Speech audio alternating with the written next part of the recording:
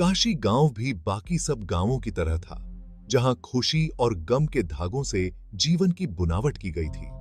टूटी फूटी झोपड़ियों और धूल भरी गलियों के बीच ठाकुर प्रताप सिंह की हवेली एक शानदार इमारत की तरह खड़ी थी, जो बीते हुए जमाने की कहानी कहती थी। इसकी पुरानी दीवारें समय के साथ धुंधली पड़ चुकी थी, अपने अंदर अनगिनत कहानियां समेटे हुए थीं। ठाकुरों की पीढ़ियां इसके बड़े बड़े हॉल में चली थी।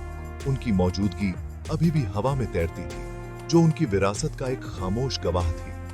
हवेली सिर्फ एक घर नहीं था, यह काशी का दिल था। इसकी धड़कन उन जिंदगियों के साथ धड़कती थी जिन्हें इसने पनाह दी थी। ठाकुर, परंपरा और वंश के व्यक्ति अपने सख्त व्यवहार और सामाजिक मानदंडों के प्रति अटूट पालन के लिए जाने जाते थे। काशी में उनका वचन ही कानून था, उनके फैसले ही लोगों की किस्मत का फैसला करते थे।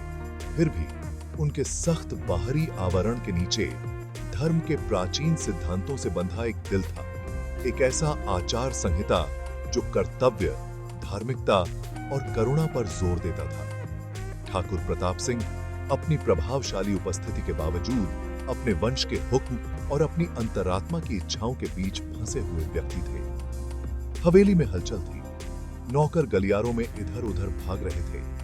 उनके जल्दी जल्दी पड़ते कदम, धीमी फुसफुसाहट और बर्तनों की खनक की पृष्ठभूमि में एक निरंतर गूंज पैदा कर रहे थे। हवा में एक बेसब्री थी, उत्साह की भावना पूरे गांव में फैल रही थी। ठाकुर प्रताप सिंह परंपरा के व्यक्ति थे और उनके फैसले अक्सर सार्वजनिक अटकलों का विषय होते थे। आज काशी गांव ने अपनी सांसें रोक रखी थीं। हवेली की दीवारों के भीतर असामान्य हलचल के पीछे के कारण को जानने के लिए उत्सुक था।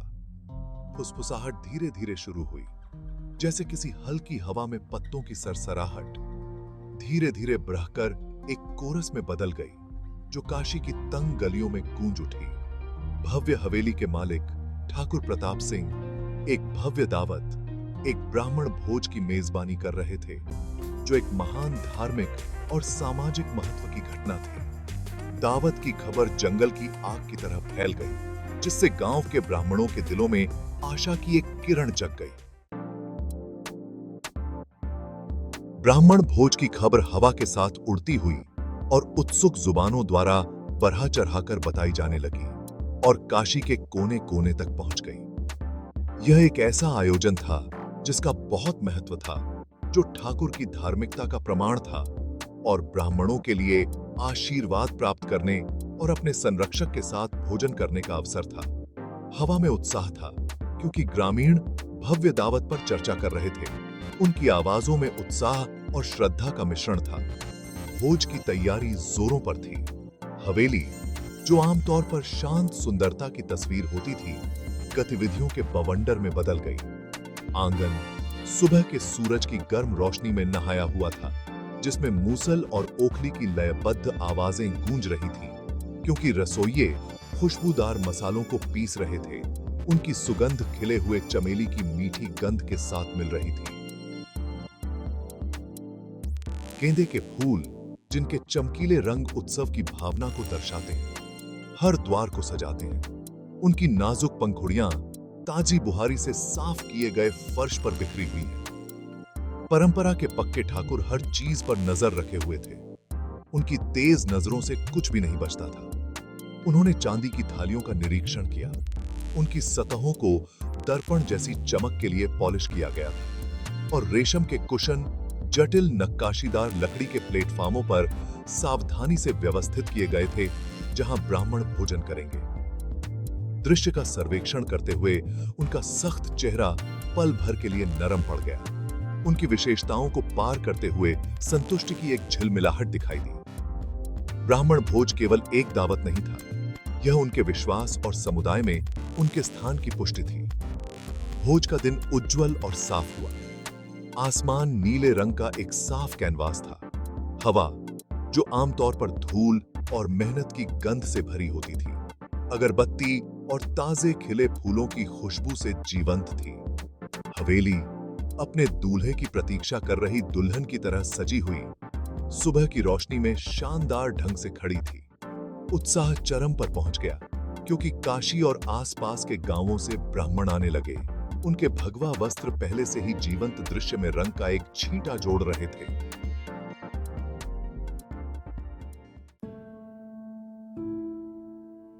ब्राह्मण भोज की खुशी की उम्मीद के बीच एक छोटे से दिल में एक शांत दुहक समा गया।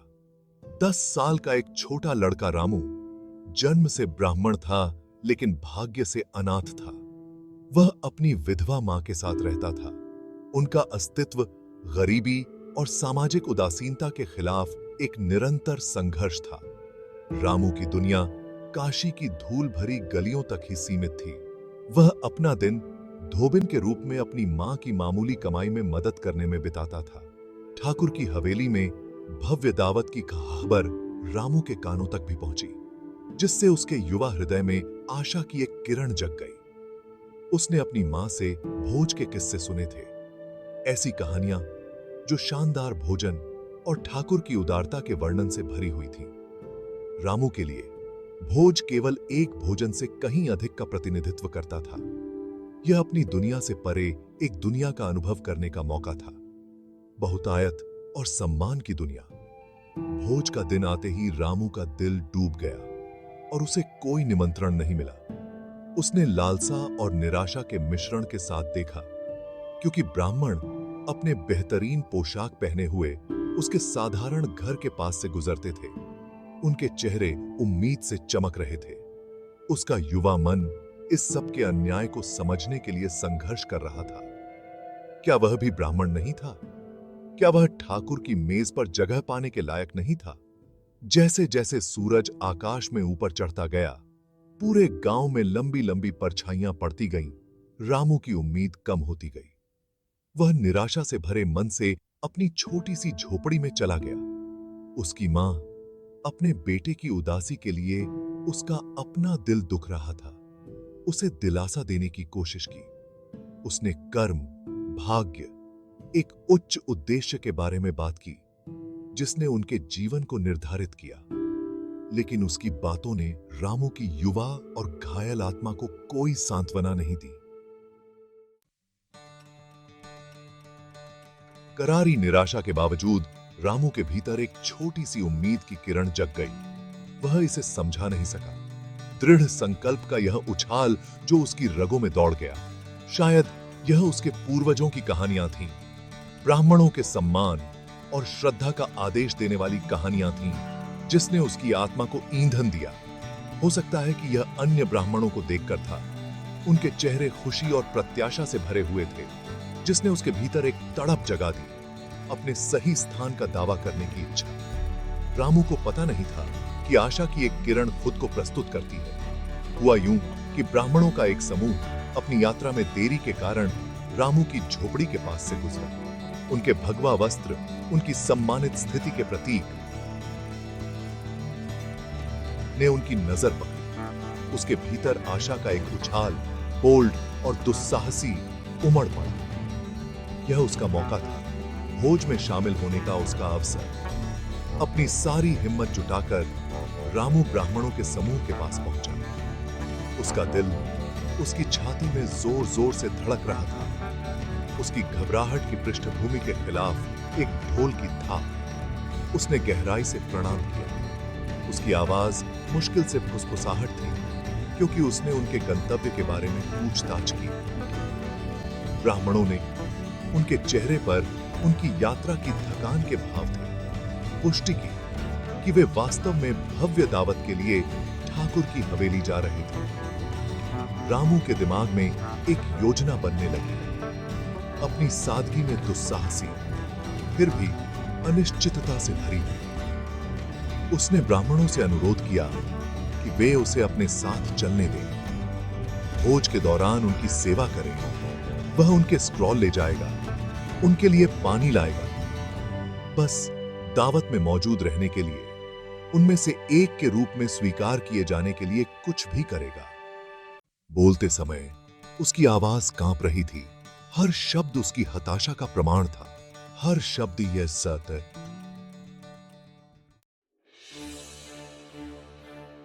ब्राह्मण रामू की गंभीरता से प्रभावित होकर उसके अनुरोध के लिए तैयार हो गए।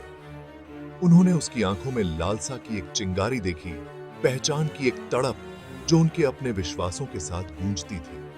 आखिरकार क्या वे ज्ञान के रखवाले, धर्म के मशालची नहीं थे? वे कैसे अच्छे विवेक से एक साथी ब्राह्मण को, चाहे उसकी परिस्थितियां कितनी भी विनम्र क्यों न हो, दावत में उसके सही स्थान से वंचित कर सकते हैं? उनकी स्वीकृति से उत्साहित होकर रामू ब्राह्मणों के समूह में शामिल हो गया। उसका दिल घबराहट और उत्साह के मिश्रण से उछल रहा था। वह उनके बगल में चला। उसका छोटा सा कद उनकी विशाल उपस्थिति से बौना था। फिर भी उसकी आत्मा नई आशा के साथ उड़ान भर रही थी। वह जीवन रेखा की तरह उनकी स्वीकृति से चिपक गया। उसकी पिछली निराशा आशावाद की एक किरण से बदल गई। जैसे ही वे भव्य हवेली के पास पहुंचे, जो नजारा उन्हें दिखाई दिया वह रामू की सांसें रोक देने वाला था। दोपहर के सूरज की गर्म चमक में नहाया आंगन गतिविधियों से गुलजार था। ब्राह्मण उनके चेहरे बातचीत और हंसी से लाल हो रहे थे, इधर उधर घूम रहे थे। उनके भगवा वस्त्र हवेली के राजसी अग्रभाग की पृष्ठभूमि के खिलाफ नारंगी रंग का समुद्र बना रहे थे। मसालों की सुगंध समृद्ध और मादक हवा में तैर रही थी, जो अगरबत्ती की मीठी गंध के साथ मिल रही थी। हालांकि हवेली के भव्य प्रवेश द्वार पर उनकी प्रगति अचानक रुक गई। दो हट्टे कट्टे पहरेदारों ने, उनके चेहरे भावहीन थे, उनका रास्ता रोक दिया। ब्राह्मण सम्मान और सम्मान के आदि इस अप्रत्याशित बाधा से चकित थे। उन्होंने पहरेदारों के साथ तर्क करने की कोशिश की, यह समझाते हुए कि लड़का उनके साथ है, लेकिन उनकी बातें बहरे कानों पर पड़ी। पहरेदार ठाकुर के आदेशों का पालन करने के अपने कर्तव्य से बंधे हुए अडिग रहे। उन्हें केवल उन्हीं ब्राह्मणों को प्रवेश देने का निर्देश दिया गया था जिन्हें औपचारिक निमंत्रण मिला था। रामू का दिल डूब गया। उसने स्थिति की निरर्थकता को महसूस किया। उसकी उम्मीदें, जो कुछ क्षण पहले इतनी ऊंची थीं, चकनाचूर हो गईं। उसकी सामाजिक प्रतिष्ठा की वास्तविकता ने उसे एक शारीरिक प्रहार के बल से मारा। रामू की आंखों में आंसू भर आए, जो छलकने को तैयार थे। उसने अपने कंधे पर एक हाथ महसूस किया। ब्राह्मणों में से एक की ओर से आराम का इशारा। लड़के की परेशानी को देखकर ब्राह्मणों में से एक आगे आया। उसकी आवाज दृढ़ जोश सांझेक के ढेर का किस्सा, लेकिन सम्मानजनक थी, क्योंकि उसने पहरेदारों को संबोधित किया। उसने समझाया कि लड़का उनकी तरह ही ब्राह्मण था और भोज में भाग लेना चाहता था। उसने धर्म की भावना के लिए अपील की, उन्हें याद दिलाया कि एक ब्राह्मण, खासकर एक युवा को मना करना एक गंभीर पाप है। पहरेदार हालांकि लड़के की दुर्दशा के प्रति सहानुभूति रखते थे, अपने कर्तव्य से बंधे हुए थे। वे एक बिन बुलाए मेहमान, खासकर निचले सामाजिक तबके के किसी व्यक्ति को इतने महत्वपूर्ण आयोजन के दौरान हवेली में प्रवेश करने की अनुमति नहीं दे सकते थे। उनकी चुप्पी बहुत कुछ कह गई। उनके कठोर चेहरे ठाकुर की आज्ञा के प्रति उनके अटूट पालन को दर्शाते हैं। रामू, उसका छोटा सा शरीर क्रोध और अपमान के मिश्रण से कांप रहा था। यह सब अन्याय सहन नहीं कर सका। उसने ब्राह्मणों को पीछे धकेल दिया। उसकी आवाज छोटी लेकिन एक शांत गरिमा से भरी हुई थी, क्योंकि उसने पहरेदारों को संबोधित किया। उसने बताया कि वह वहां चोरी करने या परेशानी पैदा करने के लिए नहीं था।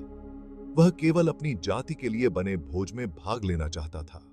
उन्होंने तर्क किया कि उनका खाली पेट आमंत्रित और बिन बुलाए के बीच अंतर नहीं करता है, कि उनकी ब्राह्मण विरासत को कागज के एक टुकड़े से परिभाषित नहीं किया गया था।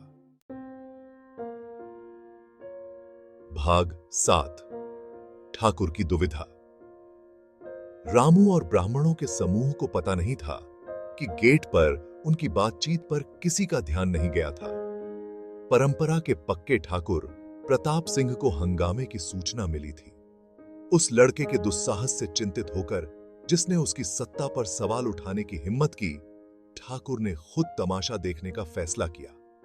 हवेली की बालकनी पर अपने सुविधाजनक स्थान से ठाकुर ने नीचे के दृश्य को देखा। उसने ब्राह्मणों के समूह को देखा। उनके चेहरे हताशा और चिंता के मिश्रण से सने हुए थे। उसने पहरेदारों को देखा। उनका रुख अटूट था, उनकी वफादारी निर्विवाद थी। और फिर उसकी निगाह रामू पर पड़ी, एक छोटी सी आकृति जो उसके चारों ओर की भव्य आकृतियों से बौनी थी, फिर भी एक शांत अवज्ञा बिखेर रही थी, जिसने ठाकुर को चकित कर दिया। ठाकुर ने ध्यान से सुना, क्योंकि रामू ने उसकी आवाज कांप रही थी, फिर भी दृढ़ विश्वास से भरी हुई थी, ने अपने मामले पर तर्क दिया।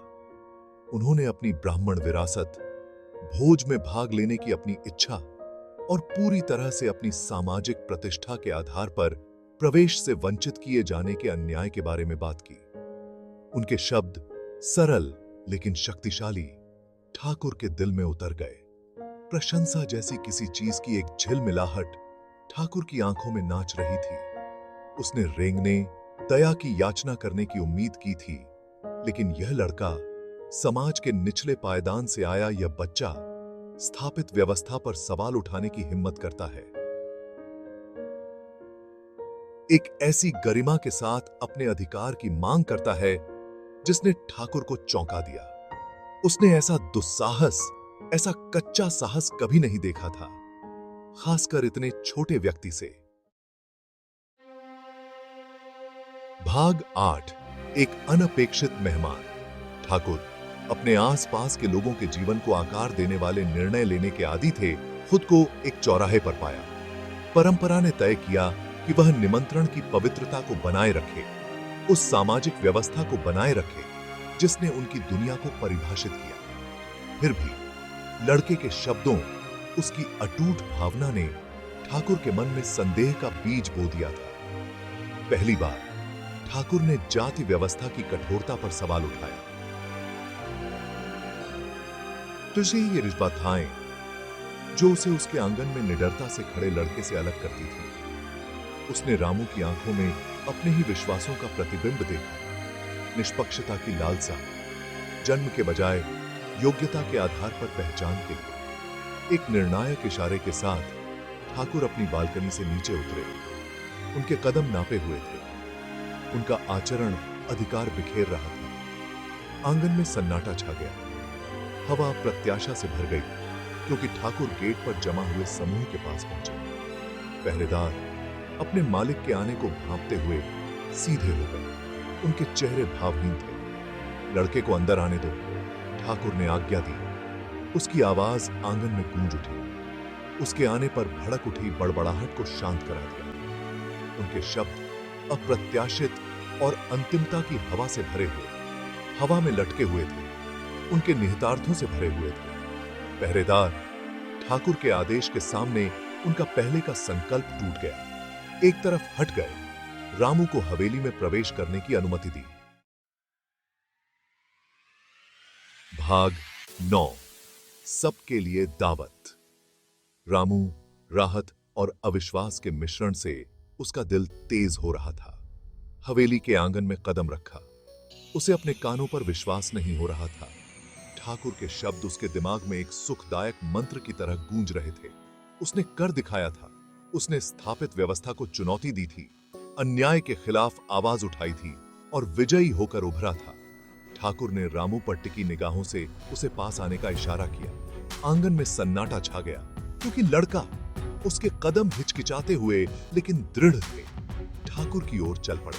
ब्राह्मण, उनके चेहरे विस्मय और प्रशंसा के मिश्रण से सने हुए थे। रामू के लिए रास्ता बनाते हुए थोड़ा अलग हो गए। ठाकुर ने एक इशारे में, जिसने इकट्ठे हुए ब्राह्मणों के बीच सदमे की लहरें भेज दी, रामू को दावत के शीर्ष पर ले गए। उसे अपने बगल में जगह दी। फिर उन्होंने सभा को संबोधित किया। उनकी आवाज आज्ञाकारी थी, फिर भी एक नई विनम्रता से लदी हुई थी। उन्होंने धर्म के सही अर्थ के बारे में बात की, करुणा और सहानुभूति के बारे में, प्रत्येक व्यक्ति के अंतर्निहित मूल्य को पहचानने के बारे में, चाहे उनकी सामाजिक प्रतिष्ठा कुछ भी हो। इसके बाद जो दावत हुई वह किसी और जैसी नहीं थी। बेहतरीन सामग्री से बना खाना मीठा लग रहा था। हंसी अधिक वास्तविक थी। बातचीत एक नए सम्मान से भरी हुई थी। ठाकुर, रामू के साहस से उनका कठोर चेहरा नरम पड़ गया। लड़के के साथ जीवंत चर्चा में शामिल हो गए। उनके प्रश्न कम भाग्यशाली लोगों की दुर्दशा को समझने की वास्तविक इच्छा को दर्शाते हैं। भाग 10 समानता की गूंज। ठाकुर की हवेली में उस दिन की घटनाओं की गूंज काशी की सीमाओं से बहुत दूर तक गूंज उठी। रामू की कहानी वह लड़का जिसने स्थापित व्यवस्था को चुनौती देने की हिम्मत की, जंगल की आग की तरह फैल गई, जो देश भर में व्याप्त परिवर्तन की हवाओं द्वारा की गई थी। उनका साहस हाशिए पर रहने वालों के लिए आशा की किरण बन गया, अन्याय को चुनौती देने के लिए एक आवाज की शक्ति का प्रमाण। ठाकुर रामू के साथ अपनी मुलाकात से बदल गए, समानता के पैरोकार बन गए। उन्होंने भेदभाव पूर्ण प्रथाओं को खत्म करने के लिए अपने प्रभाव का इस्तेमाल किया। जाति या सामाजिक प्रतिष्ठा की परवाह किए बिना सभी के लिए शिक्षा और अवसरों की वकालत की। हवेली, जो कभी शक्ति और विशिष्टता का प्रतीक थी, सीखने और सामाजिक परिवर्तन के केंद्र में बदल गई। रामू, जो अब साहस और लचीलापन का प्रतीक है, ने अपना जीवन दलितों के उत्थान के लिए समर्पित कर दिया। उन्होंने अपनी पढ़ाई में उत्कृष्ट प्रदर्शन किया। ज्ञान की उनकी प्यास केवल दूसरों को सशक्त बनाने की उनकी इच्छा से मेल खाती थी। उन्होंने वंचितों के लिए स्कूलों की स्थापना की। उनकी शिक्षाएं समानता की भावना और अन्याय पर सवाल उठाने के महत्व से ओतप्रोत थीं। ब्राह्मण भोज, जो कभी सामाजिक विभाजन की याद दिलाता था, एकता और करुणा के उत्सव के रूप में विकसित हुआ। यह जीवन के सभी क्षेत्रों के लोगों के लिए एक साथ आने, भोजन साझा करने और न्यायपूर्ण और न्याय संगत समाज बनाने की अपनी प्रतिबद्धता की पुष्टि करने का अवसर बन गया। और इसलिए उस दिन की गूंज, जिस दिन एक युवा लड़के ने यथास्थिति को चुनौती देने की हिम्मत की, युगों युगों तक गूंजती रही। साहस, करुणा और समानता की खोज की स्थायी शक्ति का प्रमाण। नमस्कार दोस्तों, स्वागत है आप सभी का हमारे चैनल नानी की कहानी में, जहां हर कहानी में बसती है प्यार की मिठास और नानी की प्यारी आवाज। यहां हम आपको सुनाएंगे वो कहानियां जो आपके बचपन की यादें ताजा कर देंगी। हमारी कोशिश है कि इन कहानियों के जरिए आप फिर से अपने बचपन में खो जाएं और नानी की गोद में बैठकर कहानियों का आनंद लें। तो जुड़िए हमारे साथ और सुनिए नानी की कहानी, और हमारे इस चैनल को लाइक और सब्सक्राइब जरूर करें। धन्यवाद।